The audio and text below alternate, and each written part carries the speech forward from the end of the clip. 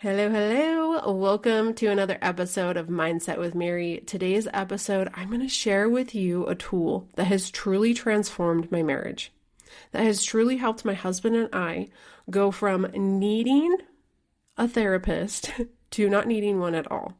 We basically were able to graduate therapy simply by using this tool. And whether my husband wants to admit it or not, it's amazing. But before I dig in, I just want to say thank you. Thank you for being here. Thank you for supporting the Mindset with Mary podcast. If you're new, welcome. My name is Mary. I'm a life and mindset coach here to help you grow your belief in yourself more and more each day so that you can feel more empowered and inspired to take action and get results.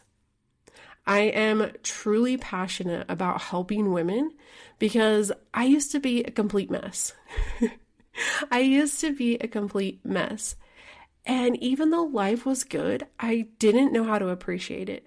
I didn't know how to love what I had or to be able to create consistent results. I had this yearning and crazy, inspiring, nagging feeling that I was meant for more, that I was meant to do more. But I was too scared to do anything because I didn't think that I was capable. I didn't see my own worth or value.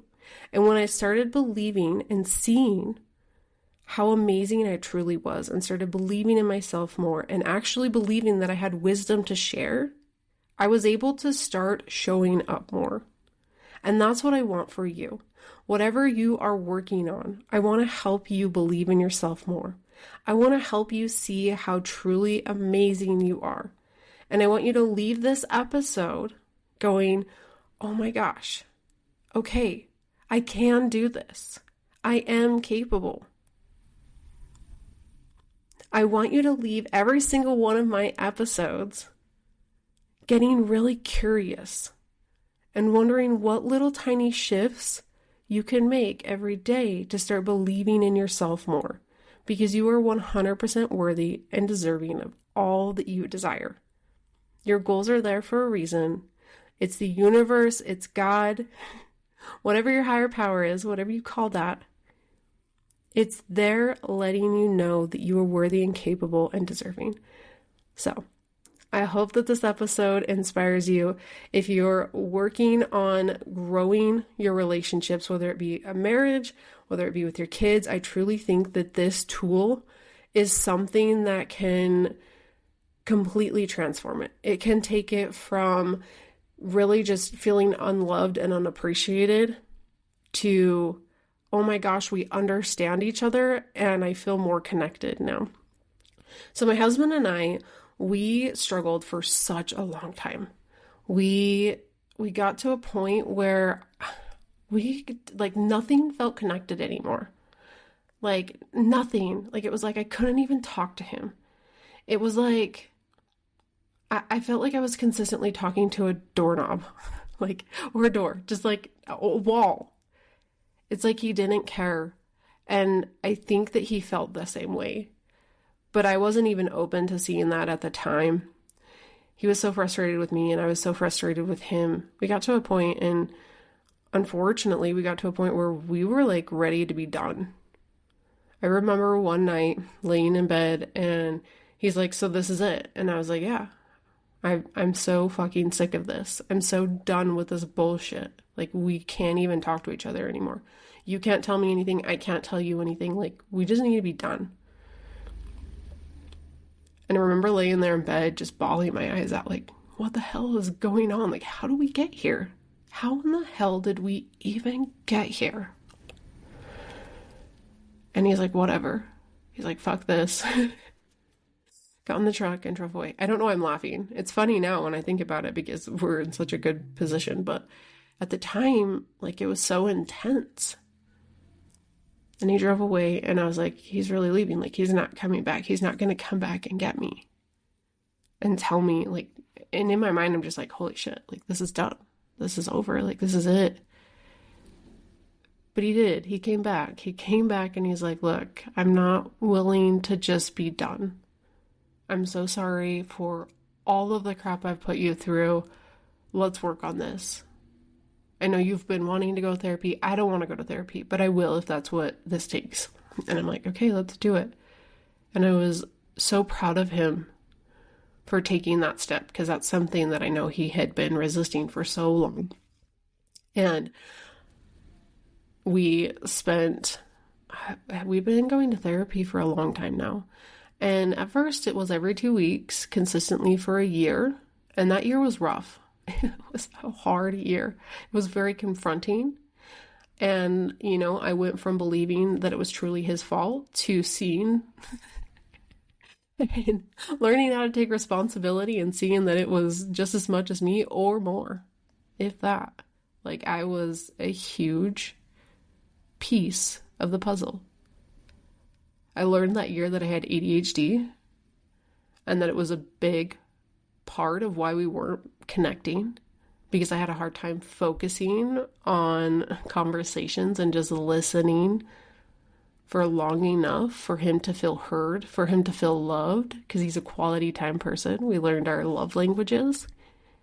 And we learned so much about each other that year. And while therapy was super confronting for both of us and super, super challenging, we got through that year. And then the next year, we kind of like on and off, like once a month, met with our therapist. And every time he's like, you guys are fine. Like, you don't need this. But I always had this like fear that if we just gave up coaching or gave up therapy, that we would get to a place where we needed help and then we didn't have anyone there to help support us. But then I found this tool. And when I say found, I mean like these are it's kind of one of the life coaching tools that I use.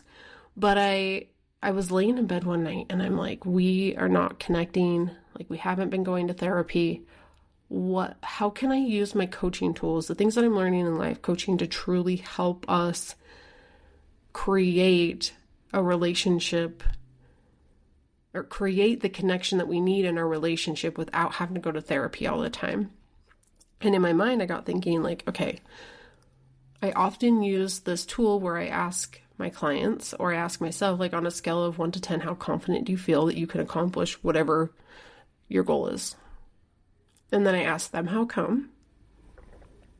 And then I ask them, what would it take to get you to a 10? And I'm like, what if I use that in our relationship? What if I asked him if he'd be willing to try something new, to try this new tool? And I explained to him, and the moment that I explained to him, he was so resistant to it. He's like, no way, Jose. But he was like, okay, I will.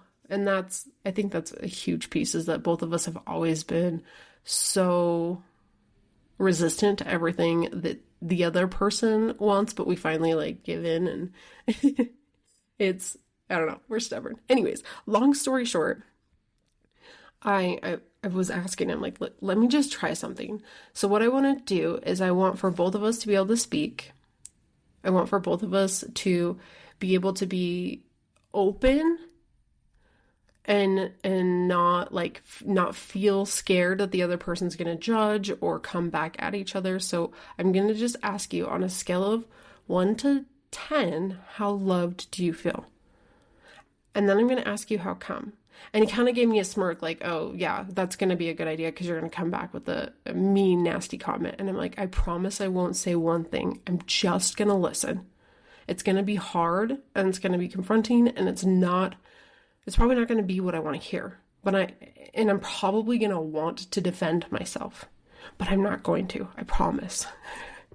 So that's key with this tool. So the first thing is you've got to make sure the other person is on board. You can't just like go in with this tool and start using it. Like, just the other person has to be on board. And the second part is when you ask them how come, right? Because they might come and say, you know what, I only like feel loved like a 3, right? On a scale of 1 to 10, like I feel like a 2 or a 3. How come? Because you've been so busy lately, because you've been, whatever it may be, because you've been so uptight lately. And I know for me, if my husband were to say that, like, I of course want to defend myself.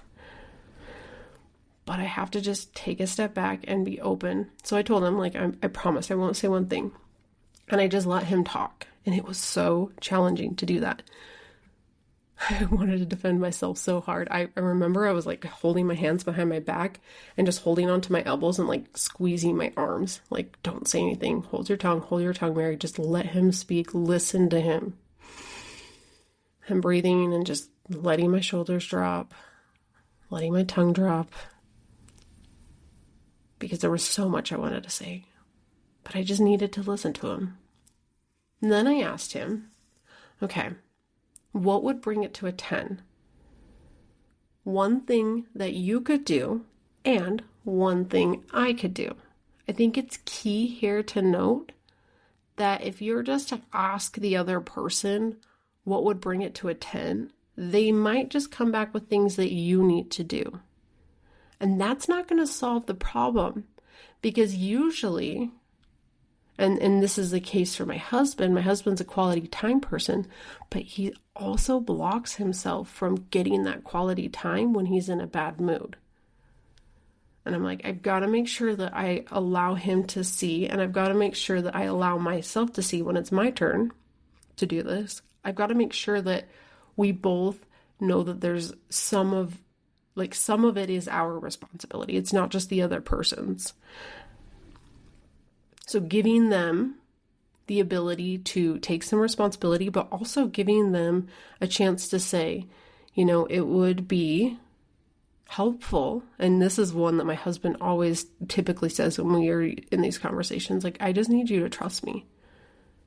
Like, I just need you to trust that even though I'm in a bad mood lately, like, I still love you so much. I'm never going to stop loving you. And it's like, okay, I can do that. I can work on that. Then we move on to me. And I always let him go first because it's not something he wants to do, really, but he does because he's like, okay, like, it has helped. And as much as he doesn't really like it, like, I think he does because he gets a chance to speak. When I say I think, I mean, I know he does. He just doesn't admit it. But he's very resistant to it. However, he always is like, yes, okay, let's go for it. So then I give myself the turn. And, I'm like, okay, now you ask the questions. And he asks the questions. And I remind him, just remember, like, your brain's probably gonna want to defend when I tell you how come. Like, just be open, just listen. I promise, like, no matter what I say, it has nothing to do with you. It's probably like a me thing. Just be open and listen, because I promise this will help. And I allow him to ask the questions on a scale of 1 to 10. And typically by then, like, when I normally would have started at a lower number, by the time he's already gone, the way I feel loved, just because he's willing to do that for me, and I feel more connected now because I understand what he needs from me, usually already goes up. Like, I'm already at like a 7 or an 8. And then, like, him allowing me to say how come, and then giving one thing he could do and one thing I could do, allows me to just share what I need. And once he gives me the space to share what I need, usually that's already at a 10. And then we kind of just evaluate. I'm like, all right, well, we can check back here, like, in the next couple days and see where we're at and see how we've done, have we done some of these things. For him, usually it's just like me letting him know, like, I just need a couple extra hugs this week. Work's been hard, and I just need an extra hug.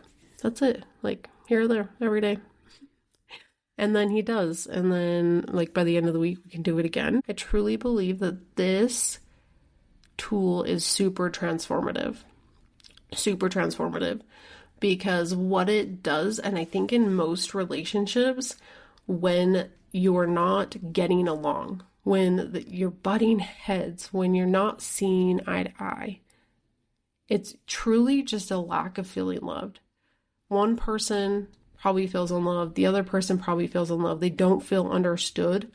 And that really is probably where the miscommunication begins to happen. Once the other person feels loved and appreciated, then they're going to be more open. Then they're going to be more open-minded to hearing what you have to say. I think about this all the time at work when it's like, when you are working with somebody, but you only see them through, you only communicate with them through an email, and you're like, why doesn't this person ever do what I need them to do?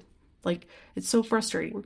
But then when you meet the person and you get to know them and you understand what they're doing, you see them face to face, like maybe at that point, then you understand like, oh, okay, they're doing so much more. And so that's why it always takes them longer to do this. Like, you get to know them and you get to understand them, you get to connect with them. And I think this happens in so many relationships where you just feel unloved. And so then you start to only see and pinpoint all the things that the other person is doing to not appreciate you. So that's all you're seeing. And that's consistently like going through your head. And especially if you're someone who really truly needs to work on believing that you're worthy of love, someone who needs to work on self-love or anything like that, then it might be a habit, even a trauma response, for you to respond believing that the other person doesn't love you, that you're unlovable. But the key here is to trust that they do, to trust that you are worthy of that love, and be patient through the process and allow them to feel loved by you giving them space instead of you just pinpointing all of the areas that they go wrong. That's truly where the transformation happens, when you give them space to feel comfortable to share what they need. And then when they see that that helped them, they're going to be more open-minded and willing to give you that space. Which is truly why I show my clients how to build their self-love. Because when you learn how to love yourself, you are able to be more patient in your relationships.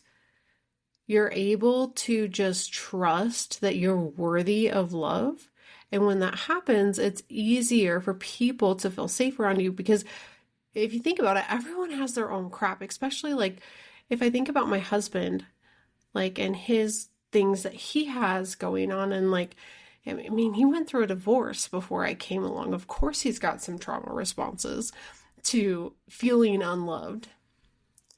So when I create space for him to share what he needs, he's going to feel safe in our relationship to be able to open up and allow that old belief to shift and to change. But if I never give him that space because I'm so caught up in feeling like I'm not worthy of love, then I don't create the space for him to show that love. Especially if I don't give him what I want. If I don't give him the ability to share with me what he needs, then how can I ever expect him to give that back to me? So this is why I truly believe if you are working on your marriage, if you're working on relationships with anyone around you, it's so key that you work on your relationship with you first, because when you feel secure in who you are, you can be more patient. And it's not going to feel easy at first. At first, it's going to feel super uncomfortable. Right? Like that very first time that I was just like, okay, yeah, you just go ahead. Tell me what, why you only feel that, like, how come? Why do you feel that way? What brings it to a 5 or whatever it was? And just just breathed. Is that a word? Is that the right way to say it? And just allowed myself to breathe through that so that he could share what he needed. It was so hard. I thought I was going to die. Like, my heart was racing. I felt so uncomfortable. My brain was like, this is the worst. This is the worst. But then I showed my brain through the process that it was actually a really safe thing that I could do, that I didn't have to defend myself. Because that was something I learned as a kid. I was always doing something wrong. For God's sakes, I was always doing something wrong. I still always am. Just, according to my mother. I don't believe that anymore. But now I know that it's safe not to have to defend myself because I allowed myself for once in my freaking life to try it out. To sit with it, to sit in the uncomfortable emotion of just letting him share to me. And what I gained out of that was so much freedom in our relationship, so much connection, so much love, so much gratitude and space. Which is why in my coaching program, I teach you how to grow your self-love, but also teach you how to manage your mind. Teach you how to be able to sit in those uncomfortable emotions long enough that you can actually start to see the transformation. I can show you the tools that I use so that when the negative emotions come up and your brain's like literally telling you like, oh my gosh, this is the worst. I can't do this. I can't do this. You can use those tools to be able to go, you know what, this is super important to me. I've got to at least try it. I've got to sit with this hard emotion and let my husband share what he needs so that the end result is I grow my marriage. You have to learn how to associate the good things with the hard emotions that you have to go through the process. This is why I give my clients the ability to have that tech support so that the first time that they're going through the hard emotions or their brain's providing them the negative thoughts like, no, you shouldn't do this. This is super cheesy. Like it sounded cool when Mary said it, but now that I'm going to go do it, like I don't want to do this. Or maybe you're like, you're building a business and every time you post on Instagram, you get this like horrible feeling afterwards. This is where my clients are able to reach out to me and say, hey, like I just posted, but like my brain's like freaking out. It's telling me all of these thoughts. This is what's coming up. And then I get to work with them through that. I get to have that one-on-one connection with them and say, hey, okay, let's look at this. What's coming up? What are the thoughts? What are the emotions? Right? What are the actions you're taking when you are, after you're posting and you're feeling this way? I know for me, like I used to feel like super scared when I would make a post and sometimes I'd go back and delete it like right afterwards. And I'm realizing like now how many times I did that. It's crazy to me. I probably deleted so many posts, which is so sad to think now, because now that I believe in myself and I see my value and what I have to offer, like how many people did I not help because I deleted that? Crazy to think that way. I used to not think that way. But anyways, back to the moral of the story. My clients are able to reach out to me and say, hey, this is what's going on. These are the things, and I can help them process that and ask them like, hey, what are the thoughts that you want to think? What do you want to believe in this situation? How do you want to feel? What are the actions you want to take afterwards? Maybe it's just you want to put your phone aside and go and be with your kids and be 100% one-on-one in the present moment with them. And right now you're not able to because you post and then you're in this like anxious feeling and then you're back on your phone like looking to see if someone liked your comment or liked your thing, and then you know what I'm saying. But this is where the tech support comes in. So, moral of the story is I love my coaching program because it offers my clients the tools that they need. It helps them go through the process to build the self-love, to learn how to manage their mind, to learn how to become emotionally resilient, but also have the accountability and support that they need through the process. And if you're like, hell yes to all of this, book your free consult. I would love to be the person that helps guide you. But also, like, maybe you're curious, like maybe you have all of the things going in the back of your mind and you're like, yes, I would love a coach, but like, I don't know how much it would be. Like, I don't want to waste your time because I don't want to just book the call and then never sign up. And all of the things that are going through your mind, you'll never know if coaching is right for you if you don't sign up for the coaching call. You'll never know. Plus, it's also an opportunity for you to come onto that call and see if it's right, but also get free resources. Because in that call, I'm going to walk you through where you are and where you're going and help you create an action plan that you can take with you afterwards so that you can start taking the action that you need to, so that you can start building your belief in yourself, so that you can start building your confidence, so that you can start seeing the success, and then really help you create a compelling vision so that at the end of that session, you're inspired and ready to take the action. You're not just like left going, wait, what?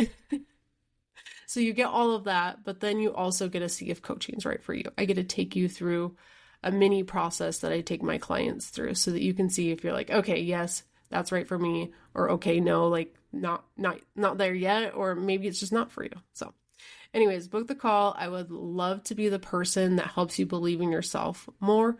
I'd love to be the person that shows you how capable and amazing you truly are. Okay, I love you with my whole heart and soul. Thank you for tuning in. If this episode helped you in any way, shape, or form, I'd love to hear from you. Leave a rating and review. And if you have objections to this, like if you listen to this and you're like, okay, I love this idea, but there's no way I could do it because of this, and this, like no obligation. Share that with me on Instagram. DM me at Mindset with Mary. Let me know what those objections are, because I'd love to help you work through that, because this tool is freaking amazing. This tool is so amazing, but I can see right now, like my past self would be like, no, there's no way I could do that because my husband would think it's cheesy. There's no way I could do that because like, there's no way my husband would do it. Whatever your objections are, reach out to me, DM me, be like, okay, I have some objections about the relationship tool you taught. I'd love to work through that with you so that you feel more comfortable taking that tool and actually using it. Okay, I love you with my whole heart and soul. I hope you have a beautiful day. I will for sure be back. So make sure you're following. Go click that subscribe. Go click the follow button. Go click the like button, whatever you need to do so that you are notified next time I'm here for you. Love you. Mwah.